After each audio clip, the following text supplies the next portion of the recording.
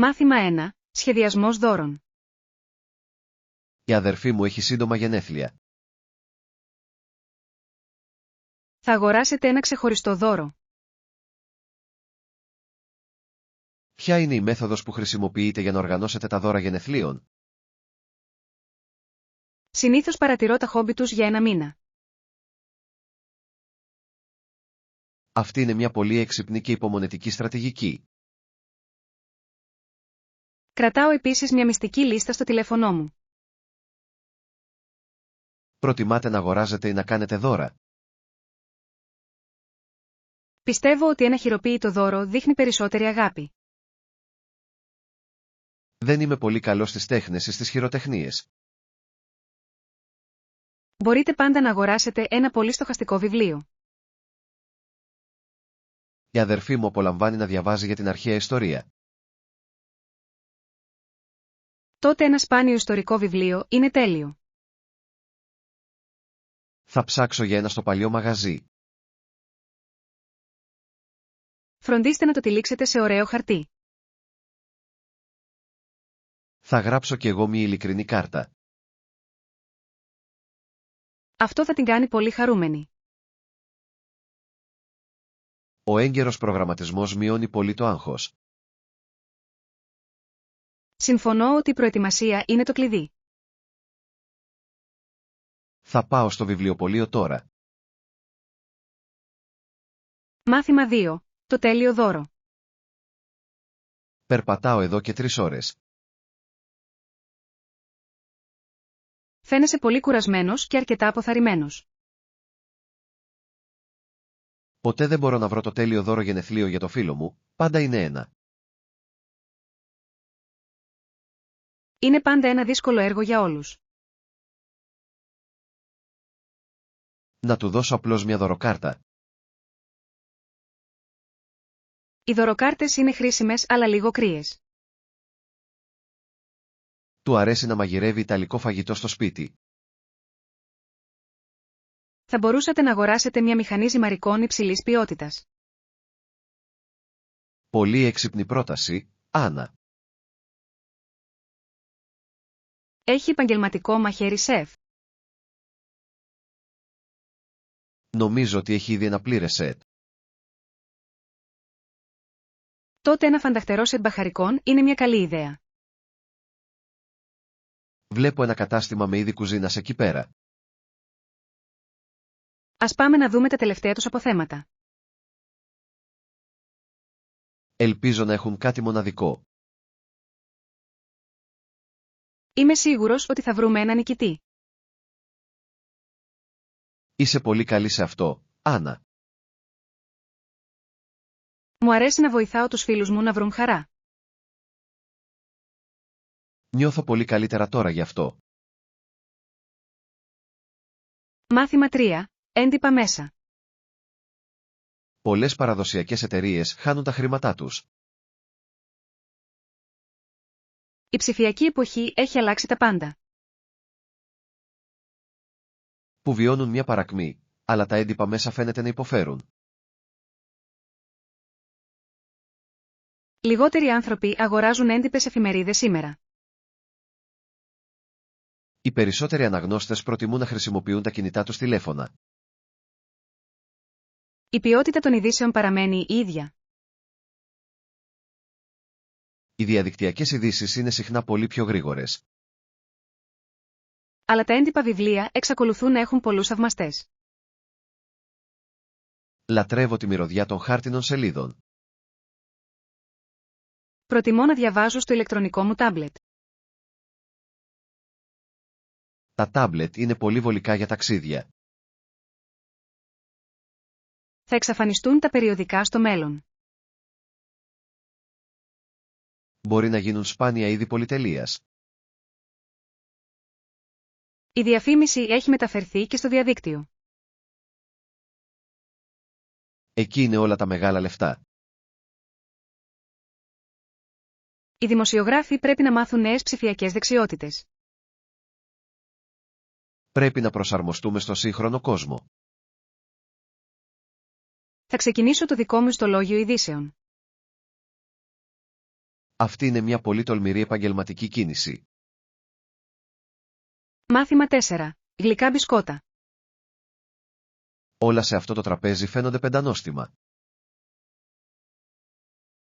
Πέρασα όλη νύχτα στην κουζίνα. Πολλούνται αυτές οι ειδικές λιχουδιές. Είτε αγοράζονται σε συσκευασία είτε ψήνονται στο σπίτι, αυτά είναι μπισκότα με κομματάκια σοκολάτας. Είναι ακόμα ζεστά από το φούρνο. Χρησιμοποίησα μια πολύ παλιά οικογενειακή συνταγή. Περιέχουν ξηρούς καρπούς ή γαλακτοκομικά. Έχουν βούτυρο αλλά όχι φιστίκια. Θα πάρω μία ντουζίνα παρακαλώ. Θα τα βάλω σε μια χάρτινη σακούλα. Τα ψήνετε κάθε Σαββατοκύριακο. Μόνο για ειδικές φιλανθρωπικές εκδηλώσεις. Είσαι μια πολύ ταλαντού χαρτοποιός, Άννα. Σας ευχαριστώ για το ευγενικό σας κομπλιμέντο. Θα τα μοιραστώ αυτά με την οικογένειά μου. Ελπίζω να απολαύσουν τη γλυκιά γεύση. Είμαι σίγουρος ότι θα τα λατρέψουν. Θα θέλατε ένα ποτήρι γάλα. Αυτός θα ήταν ένας τέλειος συνδυασμός. Μάθημα 5. Παράξενο φαγητό. Τρώω κάτι πολύ ασυνήθιστο. Αυτό φαίνεται σαν ένα πολύ περίεργο γεύμα. Ποιος είναι ο πιο περίεργος συνδυασμός φαγητού που απολαμβάνεις πραγματικά? Μου αρέσει να βάζω αλάτι στο καρπούζι. Αυτό είναι ένα πολύ συνηθισμένο καλοκαιρινό σνακ. Βουτάω επίσης τις τηγανιτές πατάτες μου σε μέλι. Αυτό ακούγεται πολύ γλυκό και αλμυρό. Κάποτε δοκίμασα σοκολάτα με πιπεριά τσίλι. Είναι μια πολύ διάσημη πικάντικη λιχουδιά. Μερικοί άνθρωποι τρώνε φυστικό βούτυρο με κρεμμύδια. Αυτό είναι πολύ περίεργο για το γούστο μου. Προτιμώ απλό ψωμί με βούτυρο. Τρώω τουρσιά με φυστικό βούτυρο. Δεν μπορώ να πιστέψω ότι σου αρέσει αυτό. Η τραγανή υφή και η κρέμα ταιριάζουν καλά. Θα μείνω στην απλή σαλάτα μου. Θα έπρεπε να είσαι πιο τολμηρός με το φαγητό. Είμαι ευχαριστημένος με τις συνήθειές μου. Η ζωή είναι πολύ μικρή για βαρετό φαγητό. Μάθημα 6. Θάρρος μνήμη. Φαίνεσαι πολύ νευρικός για την εξέταση. Φοβάμαι μήπως αποτύχω στις εξετάσεις. Ποια είναι μια ανάμνηση που ξαναθυμάσαι όταν χρειάζεσαι θάρρος? Θυμάμαι την πρώτη μου μεγάλη πεζοπορία. Ήταν το βουνό πολύ απότομο και ψηλό. Ήταν το πιο δύσκολο πράγμα που έκανα. Αλλά τελικά έφτασε στην κορυφή. Ένιωσα τόσο δυνατό στην κορυφή. Χρησιμοποιήστε την ίδια δύναμη για αυτή την εξέταση. Θα προσπαθήσω να παραμείνω πολύ ήρεμος. Μελετάς για πολλές εβδομάδες. Γνωρίζω το υλικό αρκετά καλά. Τότε δεν έχεις τίποτα να φοβηθείς. Θα πάρω μια βαθιά ανάσα πριν ξεκινήσω.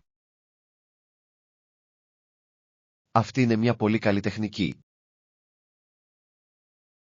Σας ευχαριστώ για την υποστήριξή σας, Γιάννη.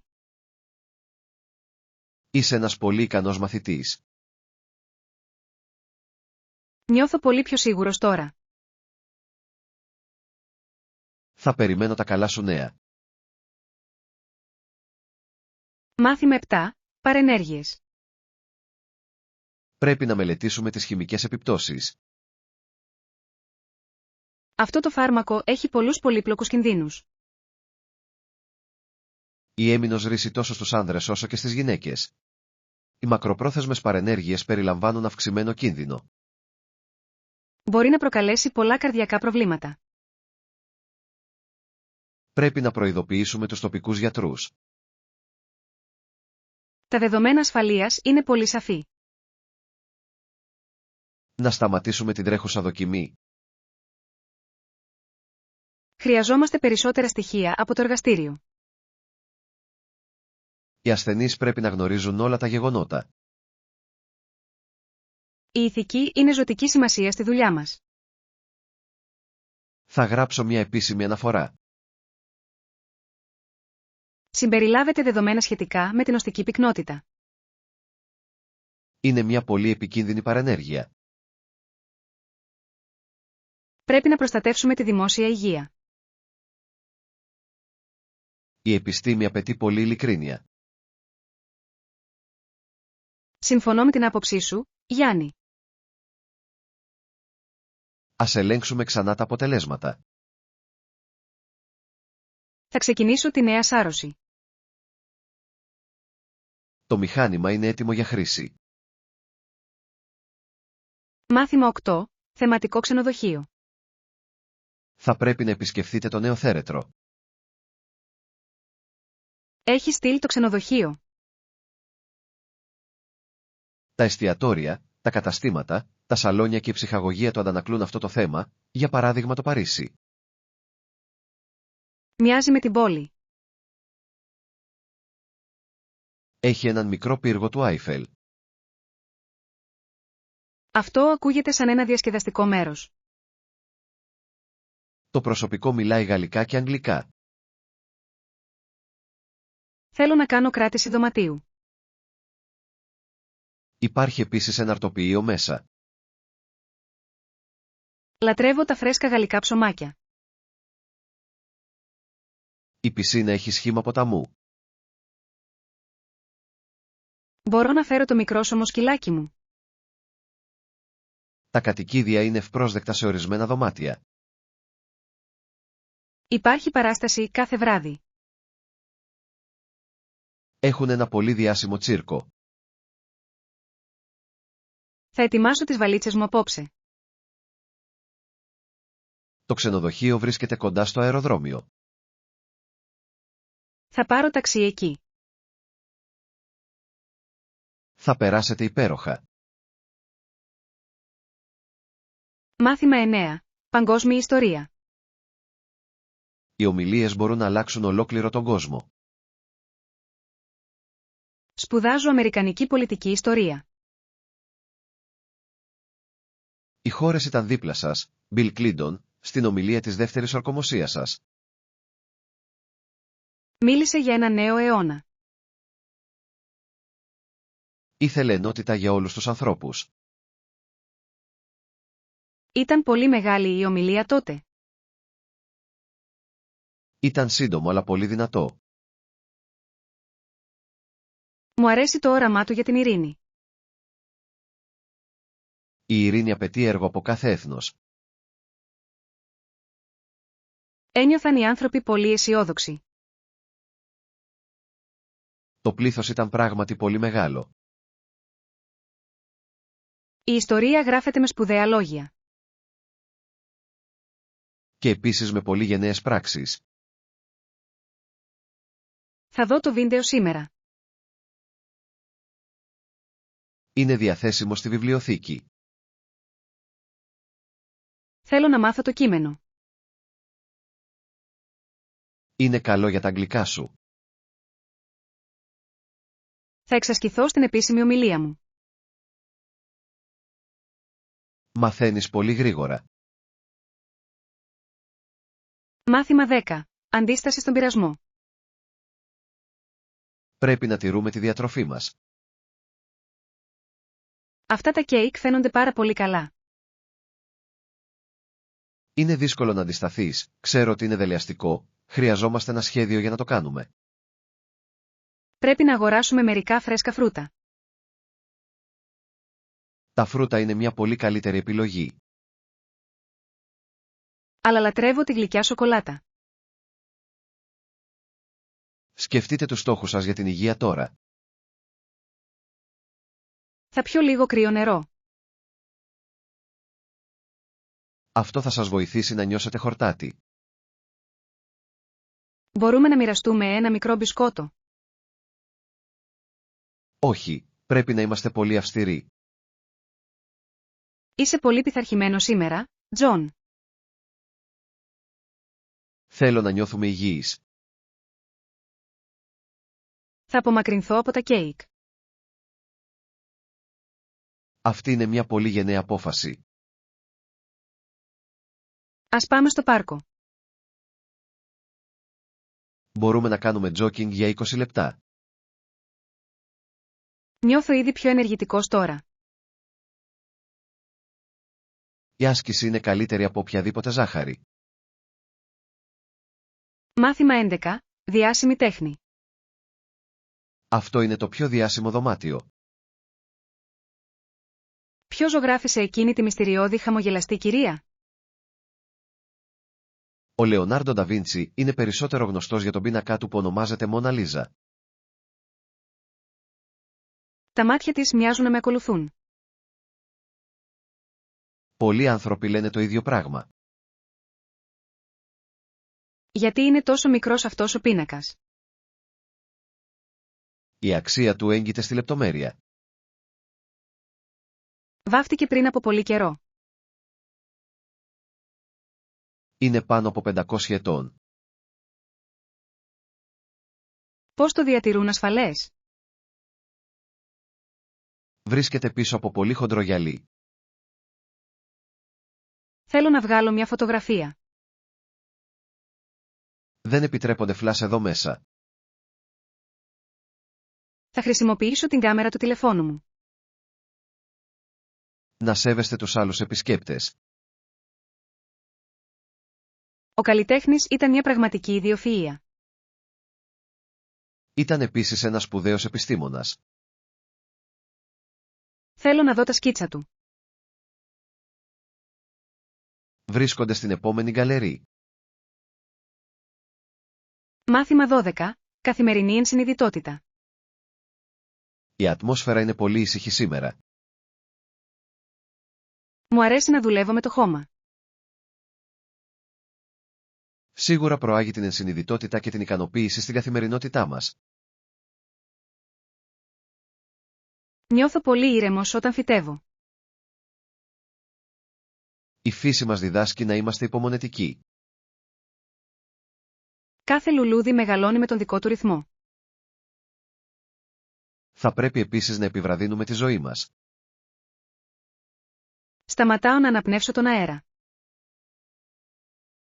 Κάνεις διαλογισμό το πρωί. Παρακολουθώ τον ήλιο να ανατέλει καθημερινά. Αυτή είναι μια πολύ όμορφη συνήθεια. Με βοηθάει να ξεκινήσω τη μέρα. Η ειρήνη πηγάζει από μέσα στην καρδιά. Είμαι ευχαριστημένος με τον κήπο μου. Είναι ένα πολύχρωμο μέρος. Σύντομα θα φυτέψω λίγη λεβάντα. Το άρωμα είναι πραγματικά πολύ χαλαρωτικό. Θα θέλατε λίγο τσάι από βότανα? Θα ήθελα πολύ ένα ζεστό φλιτζάνι. Μάθημα 13. Λίστα αγορών. Φεύγουμε για τα βουνά. Δεν μας έχει μείνει σχεδόν καθόλου φαγητό. Ας φτιάξουμε μια λίστα με τα πράγματα που πρέπει να αγοράσουμε πριν πάμε. Χρειαζόμαστε ψωμί και λίγο τυρί. Μην ξεχνάτε το εμφιαλωμένο νερό. Θα αγοράσω και μερικά καρύδια. Χρειαζόμαστε πολλή ενέργεια. Να φέρουμε μερικά φρέσκα φρούτα. Τα μήλα διατηρούνται φρέσκα για μια εβδομάδα. Θα τα προσθέσω στη λίστα. Έχουμε kit πρώτων βοηθειών. Το έλεγξα σήμερα το πρωί, Τζον. Χρειαζόμαστε μπαταρίες για τα φώτα. Θα αγοράσω τη μεγάλη συσκευασία. Πόσα χρήματα πρέπει να φέρουμε? Τα μετρητά είναι καλύτερα στο δάσος. Θα πάω στην τράπεζα. Θα πάω στο κατάστημα. Συνάντησε με ξανά εδώ σε 1 ώρα. Μάθημα 14. Προφυλάξεις κατά το ταξίδι. Τα μοναχικά ταξίδια μπορεί να αποτελέσουν πρόκληση. Θέλω να δω όλο τον κόσμο. Φροντίστε να ερευνήσετε τους προορισμούς και να λάβετε προφυλάξεις wise choice για όσο χρονικό διάστημα σκοπεύετε να το κάνετε. Θα ταξιδέψω για 3 μήνες. Πρέπει να έχετε ένα συγκεκριμένο σχέδιο. Θα μείνω σε τοπικούς ξενώνες. Να φυλάσσετε πάντα το διαβατήριο σας πολύ ασφαλές. Έχω μια μυστική ζώνη με χρήματα. Πες στην οικογένειά σου που βρίσκεσαι. Θα τους τηλεφωνώ κάθε Κυριακή. Έχεις όλα τα εμβολιά σου. Επισκέφτηκα το γιατρό την περασμένη εβδομάδα. Αυτό είναι ένα πολύ έξυπνο ξεκίνημα. Είμαι λίγο φοβισμένος, Γη. Ο φόβος σε κρατάει σε γρήγορση, Άννα. Θέλω να γνωρίσω νέους φίλους. Να είστε προσεκτικοί με ποιον εμπιστεύεστε. Θα ακολουθήσω το εσωτερικό μου ένστικτο. Σας εύχομαι ένα ασφαλές ταξίδι. Μάθημα 15. Ιστορία του διαδικτύου. Αυτός ο υπολογιστής είναι ένα πολύ παλιό μοντέλο. Πώς χρησιμοποιούσαν οι άνθρωποι το διαδίκτυο? Στο ευρύ διαδίκτυο στις αρχές όλες οι ιστοσελίδες ήταν κείμενο. Μόνο στη δεκαετία του 1990 έγινε αυτό. Έγινε πολύ πιο οπτικό τότε. Οι εικόνες άργησαν πολύ να φορτώσουν. Ήταν πολύ αργό το ίντερνετ, Τζον. Χρησιμοποιούσε τη τηλεφωνική γραμμή του σπιτιού. Δεν θα μπορούσες να χρησιμοποιήσεις και τα δύο μαζί. Αυτό είναι σωστό και πολύ ενοχλητικό. Τώρα έχουμε οπτικές ίνες υψηλής ταχύτητας. Όλα είναι γρήγορα και πολύ εύκολα. Μπορώ να παρακολουθώ ταινίες στο τηλέφωνό μου. Αυτό ήταν αδύνατο πριν από 30 χρόνια.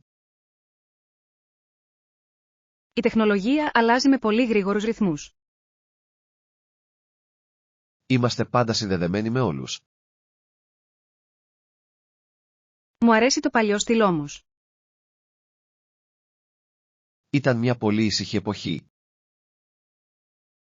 Θέλω να μάθω περισσότερη ιστορία. Θα σας δείξω κάποιο κώδικα. Μάθημα 16. Καθημερινές προπονήσεις. Φαίνεσαι πολύ σε φόρμα και υγιής. Γυμνάζομαι κάθε πρωί στις 6. Τι είδους προπονήσεις κάνεις? Κάνω έναν συνδυασμό καρδιοαναπνευστικής άσκησης και ασκήσεων ενδυνάμωσης. Τρέχω 5 μίλια καθημερινά. Χρησιμοποιείτε βαριά βάρη. Σηκώνω βάρη 2 φορές την εβδομάδα. Είναι καλό για τα οστά σας. Εξασκούμε επίσης σε μερικές τάσεις γιόγκα. Η ευελιξία είναι πολύ σημαντική για τη ζωή. Νιώθω πολύ πιο δυνατός από πριν. Έχετε προσωπικό προπονητή? Παρακολουθώ βίντεο στο διαδίκτυο. Είσαι ένα πολύ πειθαρχημένο άτομο. Θέλω να ζήσω μια μακρά ζωή. Η διατροφή είναι επίσης ένας σημαντικός παράγοντας. Τρώω πολλά χόρτα και ψάρια. Θα έρθω μαζί σου για τρέξιμο. Ας συναντηθούμε στην πύλη. Θα φέρω το μπουκάλι μου με το νερό. Μάθημα 17. Βοηθώντας τους ανθρώπους. Τι θέλεις να σπουδάσεις? Θέλω να σπουδάσω ανθρώπινη ψυχολογία. Συμπεριφορά και επιθυμία να βοηθήσω τους ανθρώπους που είναι αξιοθαύμαστα. Έχετε κάνει κάποια έρευνα? Θέλω να δουλέψω με παιδιά. Χρειάζονται πολλή υποστήριξη. Μπορώ να ακούσω τις ιστορίες τους. Η ακρόαση είναι μια πολύ σπάνια δεξιότητα. Θέλω να τους κάνω ευτυχισμένους. Θα χρειαστείτε πολλή υπομονή. Είμαι έτοιμος να δουλέψω σκληρά. Έχετε προσφέρει εθελοντικά τις υπηρεσίες σας στο νοσοκομείο. Πηγαίνω εκεί κάθε Παρασκευή. Αυτό είναι πολύ καλό για εμπειρία. Γνωρίζω πολλούς διαφορετικούς ανθρώπους εκεί. Θα σε κάνει καλύτερο γιατρό. Θέλω να καταλάβω τον πόνο τους. Η ενσυναίσθηση είναι το πιο σημαντικό εργαλείο. Θα διαβάσω όλα τα βιβλία. Η θεωρία είναι καλή αλλά η πράξη μετράει. Μάθημα 18. Προπόνηση δύναμης. Καλώς ορίσατε στο νέο μας σύγχρονο γυμναστήριο. Θέλω να χτίσω λίγο μη. Τι θα λέγατε για προπόνηση δύναμης? Τι σας αρέσει? Μου αρέσει να σηκώνω βάρη και να κάνω ασκήσεις σώματος. Μου αρέσει να κάνω πίους ετσιοπίες καθημερινά. Αυτά είναι εξαιρετικά για το στήθος σας. Μπορώ να χρησιμοποιήσω τις βαριές μπάρες. Θα ξεκινήσουμε με ελαφριές.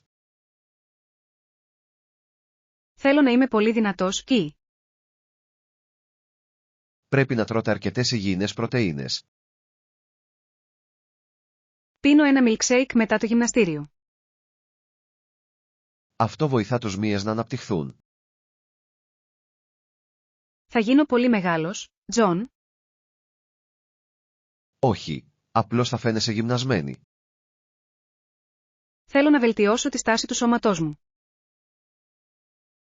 Η ανύψωση βάρους σας βοηθά να στέκεστε πολύ ευθεία. Είμαι έτοιμος να ξεκινήσω τώρα. Ακολούθησέ με μέχρι την περιοχή βάρους. Θα κάνω μικρομετόνο, τι καλύτερο μπορώ. Κρατήστε την πλάτη σας πολύ ίσια πάντα. Μάθημα 19. Ευρωπαϊκή δύναμη. Τα νέα από την Ευρώπη είναι περίπλοκα. Αλλάζει τώρα η ισορροπία δυνάμεων. Στο ίδιο επίπεδο με ένα ευρωπαϊκό υπερκράτος που ασκεί νέα κυριαρχία από τις Βρυξέλλες. Συμφωνούν όλες οι χώρες με αυτό. Κάποιοι θέλουν να διατηρήσουν την εξουσία τους. Οδηγεί σε πολλές μακροχρόνιες συζητήσεις. Η ενότητα είναι δύσκολο να επιτευχθεί, Άννα. Αλλά μοιράζονται μια κοινή αγορά. Αυτή είναι η πηγή της δύναμης. Θα παραμείνει το νόμισμα πολύ ισχυρό. Η οικονομία είναι σταθερή προς το παρόν. Θέλω να επισκεφτώ το κοινοβούλιο. Είναι ένα πολύ μεγάλο κτίριο. Θέλω να δω την ιστορία να γράφεται. Θα πρέπει πρώτα να μελετήσεις το διεθνές δίκαιο. Σύντομα θα παρακολουθήσω ένα μάθημα. Θα εξηγήσει τους πολύπλοκους κανόνες. Η πολιτική είναι ένα πολύ μπερδεμένο παιχνίδι. Αλλά διαμορφώνει ολόκληρο τον κόσμο μας. Μάθημα 20. Παγκόσμια οικονομία. Έχετε εξετάσει τις τελευταίες οικονομικές εκθέσεις από σήμερα το πρωί. Έχω δει τα πολύ ανησυχητικά δεδομένα σχετικά με το διεθνές εμπόριο. Ναι, η παγκόσμια ύφεση έχει επηρεάσει πολλές επιχειρήσεις και ιδιώτες. Πολλές μεγάλες εταιρείες μειώνουν το προσωπικό τους για να εξοικονομήσουν χρήματα. Είναι μια πολύ δύσκολη περίοδος για τους τοπικούς εργάτες. Πρέπει να βρούμε νέους τρόπους για να τονώσουμε την εθνική μας ανάπτυξη. Πιστεύετε ότι τα επιτόκια θα συνεχίσουν να αυξάνονται? Οι περισσότεροι ειδικοί πιστεύουν ότι θα παραμείνουν πολύ υψηλά. Αυτό δυσκολεύει τους νέους να αγοράσουν σπίτια. Οι λογαριασμοί ταμιευτηρίου επίσης δεν αυξάνονται τόσο γρήγορα όσο οι τιμές. Πρέπει να συμβουλεύσουμε τους πελάτες μας να είναι πολύ προσεκτικοί τώρα. Η διαφοροποίηση των επενδύσεών τους είναι μια πολύ σοφή στρατηγική σήμερα. Πρέπει να εξετάσουμε τις νέες αγορές ψηφιακού νομίσματος. Εξακολουθούν να είναι πολύ ασταθείς και να ενέχουν πολλούς υψηλούς κινδύνους. Προτιμώ να εμπιστεύομαι τα παλαιότερα και πιο σταθερά περιουσιακά στοιχεία. Η σταθερότητα είναι μεγάλη παρηγοριά σε μια τόσο αβέβαιη εποχή. Ας ετοιμάσουμε μια παρουσίαση για τα μέλη του Διοικητικού Συμβουλίου. Θα συγκεντρώσω τα στατιστικά στοιχεία για το μεταποιητικό τομέα. Θα επικεντρωθώ στις τάσεις των καταναλωτικών δαπανών για τον Ιούλιο. Μάθημα 21. Ένστικτα εμπιστοσύνης. Χρειάζεσαι ένα καινούριο κοστούμι για τη μεγάλη σου συνάντηση. Θέλω να βρω κάτι που να φαίνεται πολύ επαγγελματικό. Θα πρέπει να αναζητήσουμε ουδέτερα χρώματα όπως μπλε σκούρο ή γκρι. Θα ελέγξω πρώτα το κατάστημα στον κεντρικό δρόμο. Θυμηθείτε να διαλέγετε άνετα παπούτσια και ωραία επαγγελματικά ρούχα. Για οτιδήποτε άλλο, εμπιστευτείτε το ένστικτό σας αν δεν το κάνετε. Αν δεν νιώθω σίγουρος δεν θα το αγοράσω. Αυτός είναι ένας πολύ έξυπνος κανόνας για κάθε μεγάλη αγορά. Πιστεύεις ότι πρέπει να φορέσω μια φωτεινή κόκκινη γραβάτα? Μια κόκκινη γραβάτα μπορεί να δείξει πολύ και δυνατή δύναμη. Θέλω να φαίνομαι φιλικός αλλά και πολύ ικανός. Τότε ίσως ένα απαλό μπλε χρώμα είναι μια καλύτερη επιλογή. Θα δοκιμάσω αρκετές διαφορετικές επιλογές στον καθρέφτη. Μην αφήσετε τον πολιτή να σας πιέσει να κάνετε μια επιλογή. Θα ακούσω την εσωτερική μου φωνή πριν πληρώσω. Έχεις πολύ καλή αίσθηση του προσωπικού στυλ, Άννα. Σας ευχαριστώ που ήρθατε μαζί μου για να μου δώσετε συμβουλές. Είναι χαρά μου να βοηθάω έναν καλό φίλο να πετύχει. Θα πρέπει επίσης να βρούμε έναν ωραίο δερμάτινο φάκελο για τις σημειώσεις μου. Αυτό θα ολοκληρώσει άψογα την επαγγελματική σας εμφάνιση. Μάθημα 22. Παράταση μίσθωσης. Έλαβα το μήνυμά σας σχετικά με την παραμονή στο διαμέρισμα για μεγαλύτερο χρονικό διάστημα. Θα ήθελα να παρατείνω τη διαμονή μου για 2 μήνες. Όχι, δεν θα υπάρξει καμία επιπλέον χρέωση για την παράταση. Είναι πολύ ευγενικό εκ μέρους αυτό που προσφέρεις, Τζον. Εκτιμώ που έχω έναν ενοικιαστή που είναι τόσο ήσυχος. Μου αρέσει να ζω σε αυτό το όμορφο και καθαρό κτίριο. Θα χρειαστείτε κάποια επισκευή τις επόμενες εβδομάδες. Ο νεροχύτης στην κουζίνα στάζει λίγο.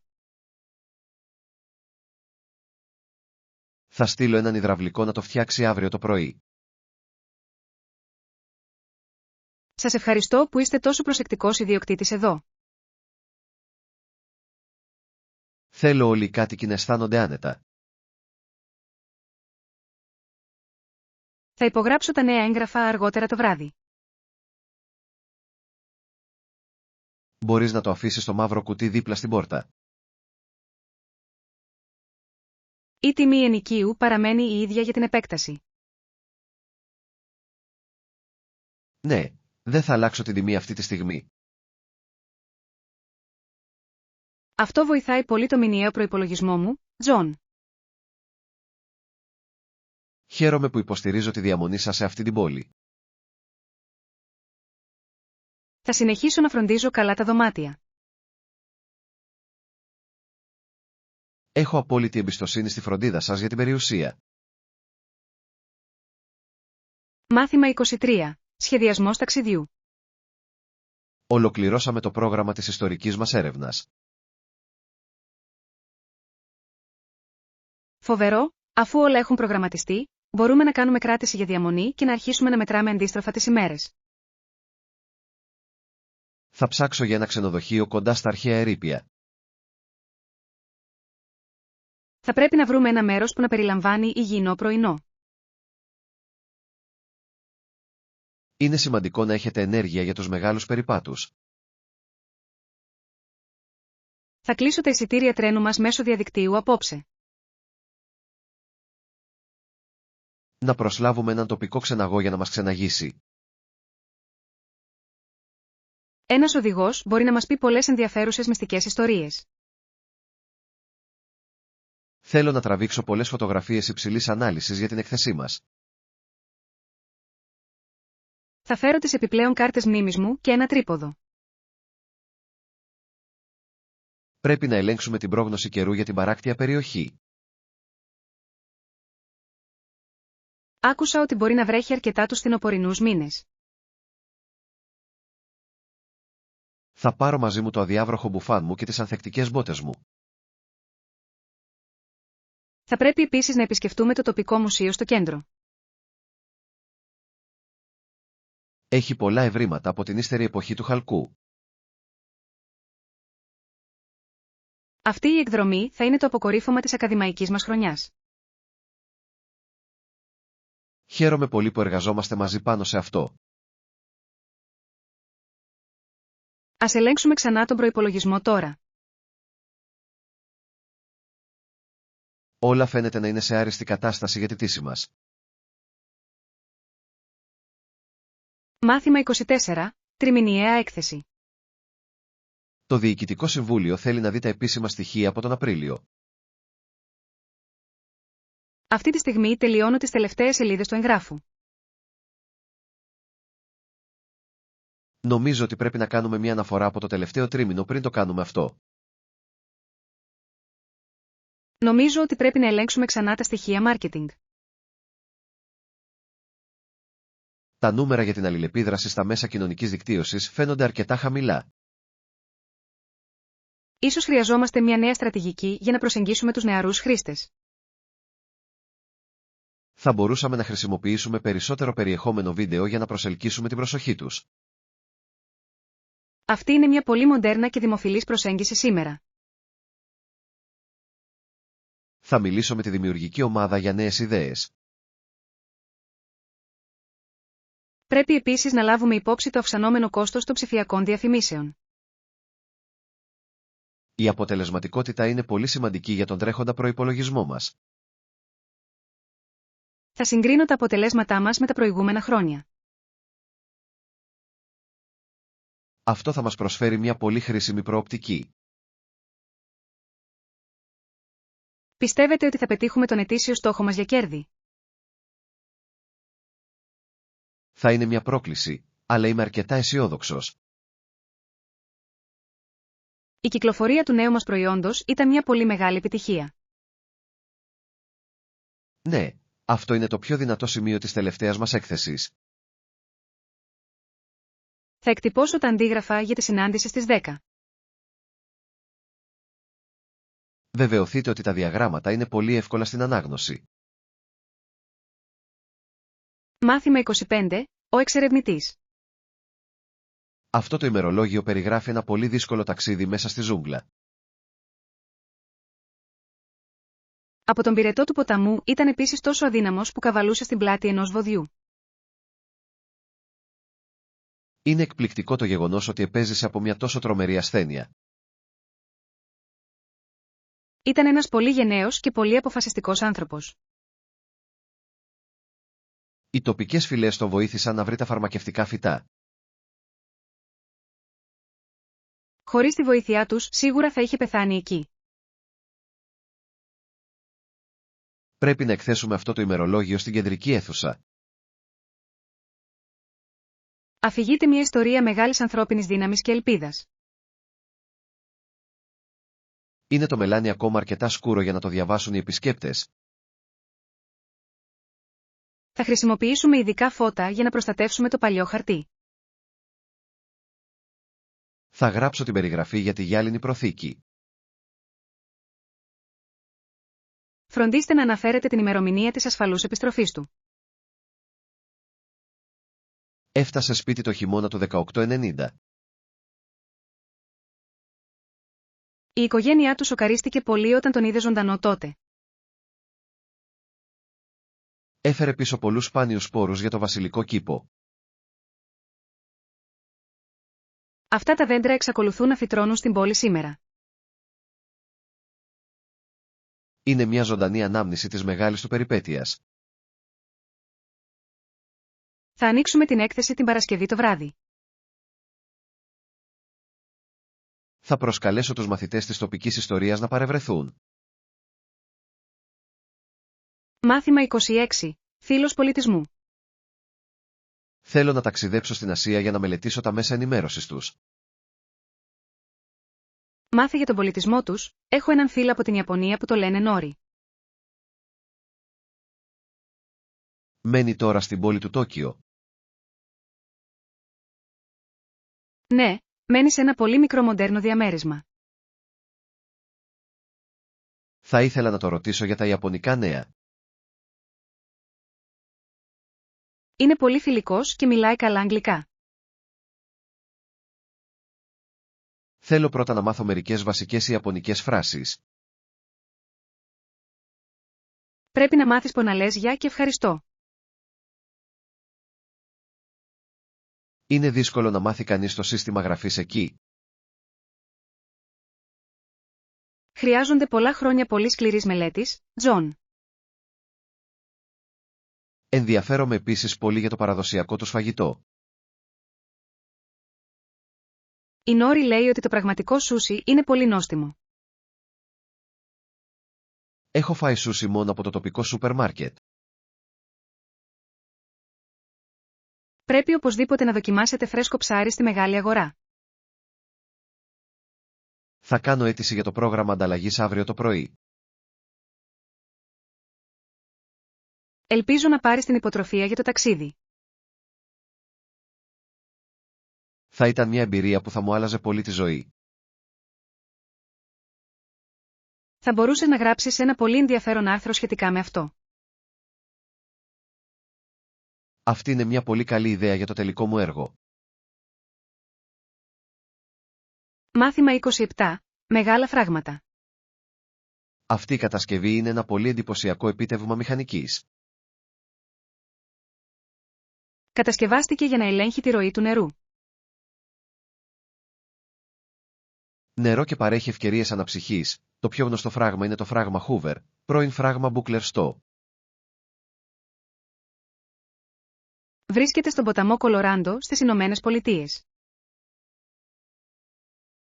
Παρέχει ηλεκτρικό ρεύμα σε χιλιάδες σπίτια.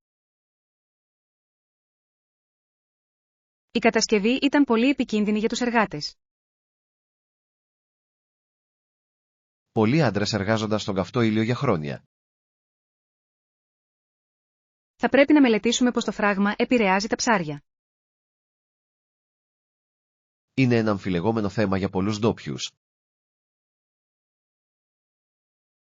Η φύση συχνά αλλάζει όταν χτίζουμε τόσο μεγάλα πράγματα. Αλλά η λίμνη παρέχει νερό για πολλά αγροκτήματα που δεν παράγουν γάλα. Η ισορροπία είναι πολύ σημαντική στη σύγχρονη πολιτική μηχανική. Είναι το φράγμα ανοιχτό για δημόσιες περιηγήσεις σήμερα? Ναι, οι άνθρωποι μπορούν να περπατήσουν στο πάνω μέρος. Η θέα από εκεί πρέπει να είναι όντως πολύ τρομακτική. Προτιμώ να μένω στο έδαφος και να παρακολουθώ. Θέλω να δω τις γιγάντιες τουρμπίνες μέσα. Παράγουν έναν πολύ δυνατό και βαθύ βουητό. Είναι ο ήχος της καθαρής μηχανικής δύναμης. Μάθημα 28, πετώντας ψηλά. Κοίτα πόσο γρήγορα βουτούν αυτοί οι δύο αίτη. Πετούσαν ο ένας προς τον άλλον, είναι λίγο τρομακτικό να το βλέπεις γιατί φοβόμουν ότι μπορεί να το έκαναν. Είναι πολύ επιδέξιοι στο να αποφεύγουν ένα άσχημο ατύχημα. Παλεύουν για το καλύτερο σημείο κυνηγιού. Η δουλειά της κάμερας σε αυτή την ταινία είναι πολύ εντυπωσιακή. Μπορείτε να δείτε κάθε φτερό στα μεγάλα φτερά τους. Η φύση μπορεί να είναι πολύ βίαιη αλλά και πολύ όμορφη. Προτιμώ τις σκηνές με τα μικρά πουλιά που κελαδούν. Αυτά τα πουλιά είναι πολύ πιο ασφαλή για παρακολούθηση στην οθόνη. Γιατί οι αετοί πετούν τόσο ψηλά στον ουρανό? Χρησιμοποιούν το ζεστό αέρα για να τα σηκώσουν. Τους εξοικονομεί ενέργεια για το τελικό κυνήγι. Μακάρι να μπορούσα να πετάξω σαν πουλί. Θα χρειαστείτε ένα πολύ μεγάλο ζευγάρι φτερά. Θα επιμείνω στις πτήσεις με μεγάλα αεροπλάνα. Τα αεροπλάνα είναι πολύ πιο άνετα από τα φτερά του αετού. Και προσφέρουν επίσης ένα πολύ ωραίο σνακ. Μην ξεχνάτε την όμορφη θέα από το παράθυρο. Πάντα επιλέγω τη θέση δίπλα στο παράθυρο για αυτόν τον λόγο. Μάθημα 29. Νέα χόμπι. Βλέπω ότι κρατάς ένα πολύ χοντρό μυθιστόρημα. Μου αρέσει πολύ να διαβάζω ιστορίες για μακρινά θαλάσσια ταξίδια. Έχεις κάποια άλλα χόμπι εκτός από το διάβασμα? Ναι, μου αρέσει να παίζω μπάσκετ. Μου αρέσει επίσης να ζωγραφίζω τοπία με χρώματα λαδιού. Η ζωγραφική είναι ένας πολύ χαλαρωτικός τρόπος για να περάσει κανείς το χρόνο του. Μου επιτρέπει να εκφράσω τα πολλά συναισθήματά μου. Πόσο συχνά παίζεις μπάσκετ με φίλους? Παίζουμε κάθε Σάββατο πρωί στο πάρκο. Δεν είμαι πολύ καλός στα αθλήματα με μπάλες. Είναι απλώς για διασκέδαση και για καλή υγεία. Προτιμώ να κάνω μεγάλες βόλτες στη φύση. Αυτό είναι ένα πολύ ωραίο χόμπι, Τζον. Συχνά φέρνω μαζί μου τη φωτογραφική μου μηχανή για να τραβήξω πολλές φωτογραφίες. Κάποια στιγμή θα έπρεπε να μου δείξεις τις καλύτερες φωτογραφίες σου. Τα έχω στο τηλέφωνό μου αυτή τη στιγμή. Αυτή η εικόνα του δάσους είναι πολύ όμορφη. Σε ευχαριστώ για τα πολύ καλά σου λόγια, Άννα. Πρέπει να ξεκινήσουμε τη συνάντηση της λέσχης βιβλίου τώρα. Είμαι έτοιμος να συζητήσουμε τα 3 πρώτα κεφάλαια. Μάθημα 30. Καλεσμένοι στο δείπνο. Έχουμε αρκετό φαγητό για 4 άτομα την Παρασκευή. Σίγουρα μπορούμε να προσκαλέσουμε τη Σάρα και το Μάρκ, θα τους τηλεφωνήσω τώρα.